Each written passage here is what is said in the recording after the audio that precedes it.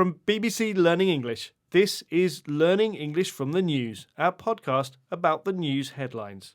In this programme, Iran attacks Israel. Netanyahu threatens response. Hello, I'm Phil. And I'm Beth.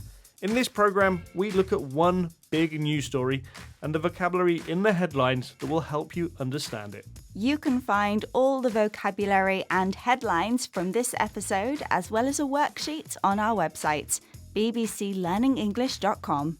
So, let's hear more about this story. So, the Israeli Prime Minister, Benjamin Netanyahu, has said that his country will respond to Iran's missile attack on Israel on Tuesday night. Iran fired about 180 missiles at Israel. Most were intercepted, and that means stopped. Iran's attack followed the invasion of Lebanon and the killing of the Hezbollah leader. Israel says that they're taking military action to prevent Hezbollah attacking northern Israel from southern Lebanon. But Lebanese authorities say that over 1,000 people have been killed in the last 2 weeks and that over 1 million people have had to leave their homes. And I have a headline here about the Israeli leader's comments following the Iran missile attack. Netanyahu says Iran will pay for missile attack as Israel sends more troops to Lebanon, and that's from BBC News. And again, that headline, Netanyahu says Iran will pay for missile attack as Israel sends more troops to Lebanon. And that's from BBC News. So, Benjamin Netanyahu, the Israeli Prime Minister, has said that Iran will pay for this missile attack. And we're looking at pay for something. Now, Phil, there is an obvious meaning of this expression, pay for, which everyone will know. So we use money to get something that we didn't have before, and that's pay for. So, for example, you pay for your bus or train ticket when you come to work. Yes, but pay for is also often used to mean suffer the consequences of something seen as bad. Yes, and that's what's happening here in this headline. So Netanyahu is saying that there will be negative consequences for Iran. They will pay for the attack. So an example of how we could use this in another context is you could say that someone will pay for their lifestyle choices. For example, he smoked all his life but paid for it by getting a series of breathing problems as he got older. And we also hear pay the price or pay a high price for something. So a different example, she paid a high price for not studying and failed all her exams. So we had pay for something, which is suffer the consequences of doing something seen as bad. And for example, he paid for his laziness by getting fired. This is Learning English from the News, our podcast about the news headlines. Today, we're talking about the crisis in the Middle East. Israel's strikes against Hezbollah in Lebanon killed its leader. The group Hezbollah is supported by Iran, and Iran's attack on Israel is a response to this. And we've got a headline talking about this. Iran attack. Regime may have felt it needed to flex its muscles to try to stem Israel's expanding actions. And that's from Sky News. And again, that headline, Iran attack. Regime may have felt it needed to flex its muscles to try to stem Israel's expanding actions. And that's from Sky News. So this headline is considering what might have led Iran to launch this attack on Israel. And we're going to look at the phrase flex its muscles. Now, literally, this is what bodybuilders do. They bend their arms and legs to show off the size of their muscles. They're showing how strong they are. But flex its muscles is often used as a metaphor.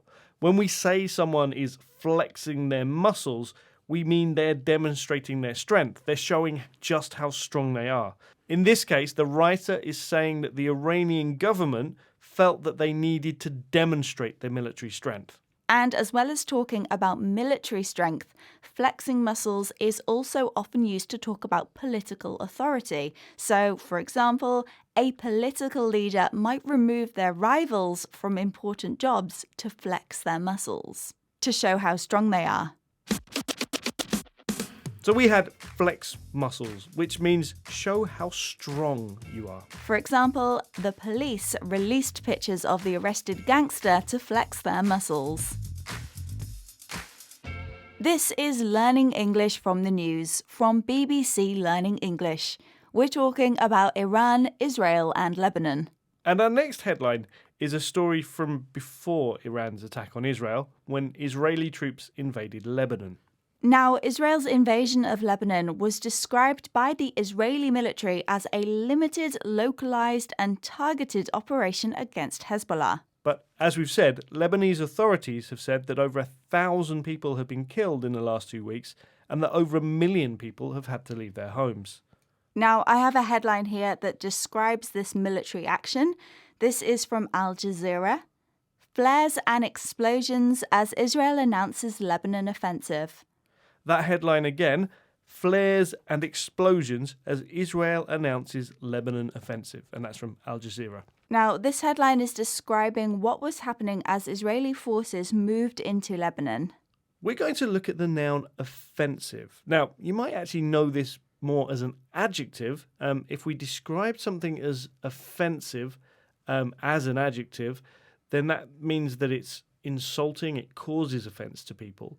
But here we're looking at the noun. Yeah, but if we think about being insulted, if you find something offensive, it's almost like being attacked. And that sense is what is closest to the noun here, because an offensive is a planned military attack. Now, here, this was a ground offensive, and that means that soldiers were on the ground attacking. And now this noun also has a more general use, and you'll often find that a lot of business language uses military imagery, and offensive is another example of this. So an offensive can be an effort or a campaign to do something that's quite bold. So a company might have planned a marketing offensive when they launch lots of new adverts, or they might have a product which they're going to use to launch an offensive on a new market because they think it's going to be really successful and take lots of customers away from their rivals. Yeah, that really retains that image of being aggressive, bold, a big campaign. We've had an offensive, which is a planned military campaign. For example, the army launched their offensive at midnight. And that's it for this episode of Learning English from the News. We'll be back next week with another news story. And if you found this program interesting, we have a lot more episodes of Learning English from the News on our website. Just go to bbclearningenglish.com. And don't forget to follow us on social media. Just search for BBC Learning English on your favourite platform. Thanks for joining us. Goodbye. Bye.